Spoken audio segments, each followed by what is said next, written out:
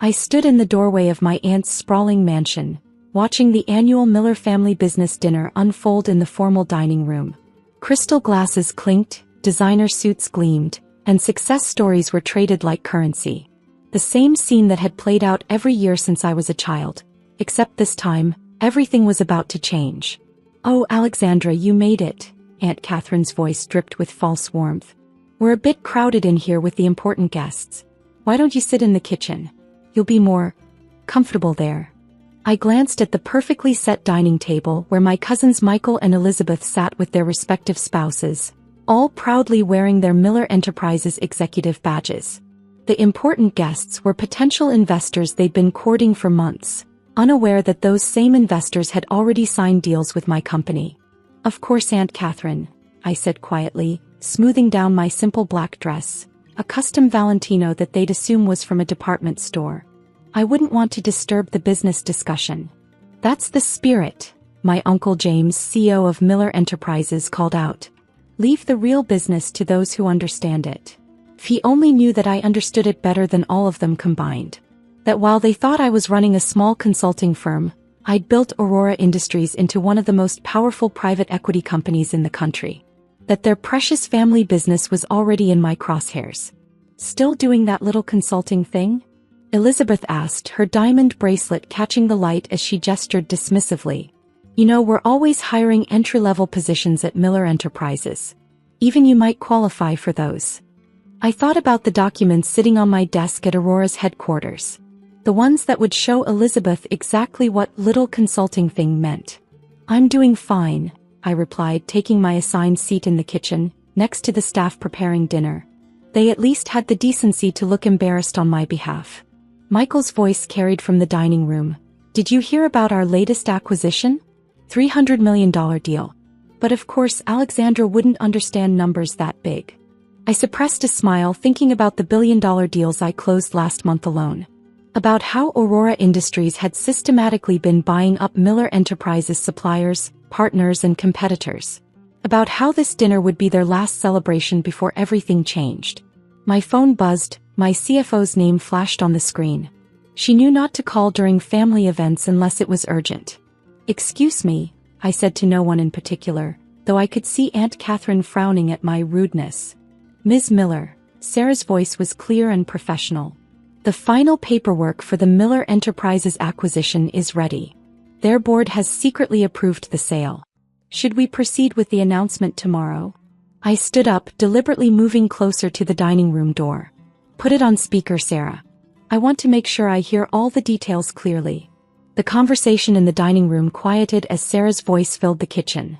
"The purchase price is set at $2.4 billion, significantly over market value given their recent losses. But as you predicted, their desperation to sell before the scandal breaks made them eager to accept." I watched color drain from Uncle James's face as he recognized the details of the confidential deal he'd thought was safely hidden. "And the voting shares?" I asked, loud enough to carry. "Secured. Between the shares we've quietly acquired and the proxy agreements we've obtained, we control 63% of Miller Enterprises. The family will retain only minority interest with no operational control." Elizabeth's wine glass slipped from her hand, shattering on the expensive tablecloth. Michael stood up so quickly his chair toppled backward. "What's going on?" one of the investors asked, looking between me and my shell-shocked family. I walked calmly into the dining room, phone still on speaker. "Just finalizing some business, Mr. Davidson. Though I believe you already know about this deal, since your firm signed support agreements with Aurora last week."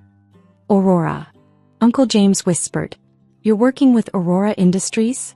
"Not exactly," I smiled, finally letting the facade drop. "I am Aurora Industries, founder, CEO, and as of tomorrow morning, the new owner of Miller Enterprises." The silence that followed was deafening. Years of dismissal, of relegation to the kitchen, of being treated as less than them, all of it was about to be repaid with interest. My phone buzzed again. The timing couldn't have been more perfect for what was coming next. "What did you just say?" Uncle James's voice shook as he stood up, his face turning an alarming shade of red. "Perhaps we should continue this discussion in private," I suggested, glancing meaningfully at the investors who were watching the scene unfold with increasing interest. Like hell we will, Michael snarled, but Aunt Catherine grabbed his arm. Of course, she said through clenched teeth. The study. Now. As my family filed out, I turned to the investors. Gentlemen, I apologize for the dramatics. I trust our previous agreements still stand. Mr. Davidson nodded, a slight smile playing at his lips. Wouldn't miss this show for the world, Ms. Miller. Or should I say Ms. Aurora? In Uncle James's wood-paneled study, the explosion I'd been waiting for finally came. You manipulative little snake, Elizabeth hissed. How dare you embarrass us like this? Embarrass you? I perched on the edge of his massive desk, the same desk where he'd once told me I wasn't Miller material. Like you embarrassed me for years? Making me eat in kitchens, excluding me from meetings, treating me like some charity case. We were protecting you, Aunt Catherine insisted. You weren't ready for the business world. I pulled out my phone, pulling up Aurora's latest financial reports. Current market cap, $12.8 billion. Annual revenue, $3.2 billion. Net profit margin, 28%. Tell me again how I wasn't ready. Michael grabbed the phone, his hands shaking as he scrolled through the numbers. This is impossible. You're nothing but a small-time consultant. That was my cover, I smiled. While you were all busy looking down on me, I was building something bigger than Miller Enterprises could ever be. No. I own you. You can't do this, Uncle James finally spoke, his voice hoarse. The board would never approve. The board already has. I pulled out a stack of documents from my bag. Remember that emergency meeting last week? The one you called to discuss the mysterious buyer who'd been acquiring shares? That was me. Through various shell companies, Aurora already controls the majority. Aunt Catherine sank into a leather chair, her perfect posture finally breaking. But where did you get the money? Remember that app one developed in college? The one you all laughed at. I watched comprehension dawn on their faces. Sold it for $50 million. Invested every penny. Built Aurora from the ground up while you were all too busy mocking my little consulting business to notice. Elizabeth started pacing, her designer heels clicking against the hardwood. This is about revenge, isn't it? Making us pay for not handing you everything on a silver platter. No, Elizabeth. This is about business. Miller Enterprises is undervalued, poorly managed, and ripe for acquisition. The fact that it belongs to my loving family? That's just a bonus. My phone buzzed again. Sarah was sending through the final contracts. Oh, and there's one more thing you should know. The merger announcement goes public at 9 a.m. tomorrow. But the press release isn't just about the acquisition. What do you mean? Michael demanded. I pulled up the draft on my phone. Miller Enterprises has been covering up some interesting financial irregularities. The kind that might interest the unless. Unless what? Uncle James whispered, though he already knew. Unless you all resign. Tonight. No golden parachutes, no consulting positions, no board seats. You walk away with your shares converted to Aurora stock, minority interests only, of course. And I don't release the evidence of your creative accounting. Aunt Catherine stood up, straightening her designer suit. You wouldn't dare. We're family. Family. I laughed. Was I family when you made me eat in the kitchen? When you told potential clients I was the cleaning staff? When you denied me the vice presidency I'd earned because it would confuse people to have me in leadership? I stood up, smoothing my dress. You have 1 hour to decide. Sign the resignation letters my lawyers are drafting, or I release everything. And trust me, prison jumpsuits aren't nearly as flattering as your Chanel. You'll destroy the Miller name, Uncle James protested. No, Uncle James. You did that yourselves. I'm just buying the remains. As I walked to the door, Elizabeth called out, Where are you going?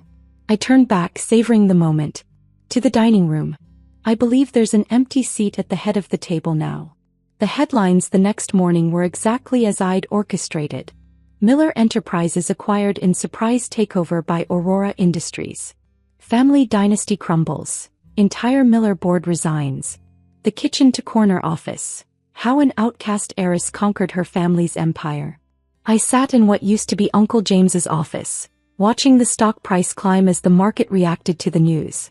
My phone hadn't stopped buzzing since dawn. Uncle James, we need to talk. Family means something. Aunt Catherine, Darling, let's discuss this over brunch at the club. Elizabeth, you can't just destroy our lives like this. Michael, think about the family legacy. I forwarded them all to my legal team with one note: document the harassment. Sarah walked in with the morning briefing. The transition team is ready. Should we start with the executive floor?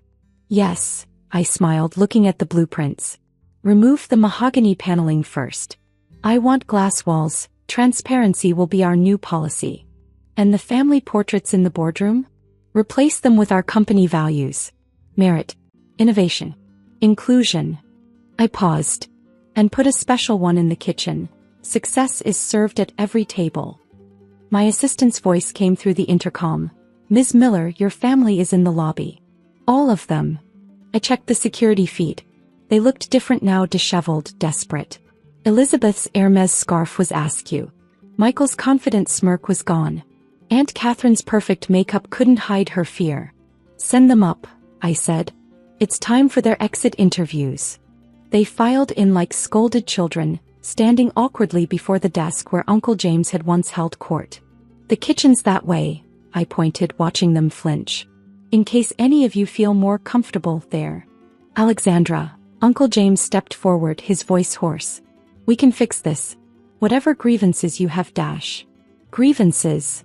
I opened a thick folder. 20 years of systematic exclusion. 15 denied promotions. 10 years of being seated in kitchens and hallways. And one particularly memorable Christmas where you said I'd never understand real business. I closed the folder. Those aren't grievances. They're motivations. We were protecting you, Aunt Catherine pleaded. No, I corrected. You were protecting yourselves. Your positions. Your power. Well, congratulations. You lost it all. Elizabeth burst into tears. What about our jobs? Our reputations? Your jobs? I smiled. Oh, you'll have to interview for them like everyone else. Merit-based hiring, imagine that concept. As for reputations, I turned my laptop to show them the trending business news. I'd say those are already handled. Michael, always the strategist, tried a different approach. The Miller name still means something. We could work together, show a united front. The Miller name meant everything to you, I agreed. Until today. Aurora Industries is acquiring all rights to the Miller brand. You can keep your name, but the business legacy you're so proud of? That belongs to me now. I pressed a button on my intercom. Send them in. The door opened and a group of young executives entered, all women and minorities who'd been previously overlooked by Miller Enterprises' old guard. Meet your new management team, I announced. All highly qualified professionals who understand that success isn't inherited, it's earned. This is revenge, Aunt Catherine whispered. This is business, I corrected. Something you claimed I'd never understand. Though I do have one special position in mind. I turned to Elizabeth. The kitchen staff needs a new manager. You'll find the uniform more comfortable than those designer suits you can't afford anymore. Later that evening, as the sun set over the city, I walked through the empty offices. The cleaning crew was removing the old Miller Enterprises logos, replacing them with Aurora's rising sun. In the boardroom, the family portraits were being taken down, making way for a new vision. My phone buzzed one last time, a text from the family group chat I'd been excluded from for years. Family dinner this Sunday. Your aunt's house. Please come. I typed back, sorry, busy with a merger. But I hear the kitchen has excellent seating. Then I blocked the number and turned to the window, watching my reflection overlap with the city lights. The scared girl they'd banished to the kitchen was gone. In her place stood a CEO who'd learned that the best revenge isn't just taking over their company, it's running it better than they ever could. 1 week later, I received an invitation to speak at my old business school. The topic? Breaking the glass ceiling and the family china. I accepted immediately. The first line of my speech would be simple. Sometimes the best view of success isn't from the head of the table. It's from the kitchen where you can watch them choke on their own pride. Because in the end, success isn't about where you sit at dinner. It's about owning the whole restaurant. Me. I was just getting started. The next morning, I called a company-wide meeting. Every employee, from janitors to executives, was invited, something the old regime had never done. Miller Enterprises was built on exclusion. I told them. Aurora rises through inclusion. Everyone here has value. Everyone here has a voice. And no one will ever be sent to the kitchen unless they're the head chef. The applause was deafening. Sometimes the person they underestimate the most becomes the one they can never overcome. And sometimes the best revenge isn't just winning, it's changing the whole game. As for my family, they're learning that success isn't served on a silver platter. Sometimes it's cooked up in the kitchen by the very person they thought would never have a seat at the table. Now I own the table. And they're the ones left hungry for what they lost.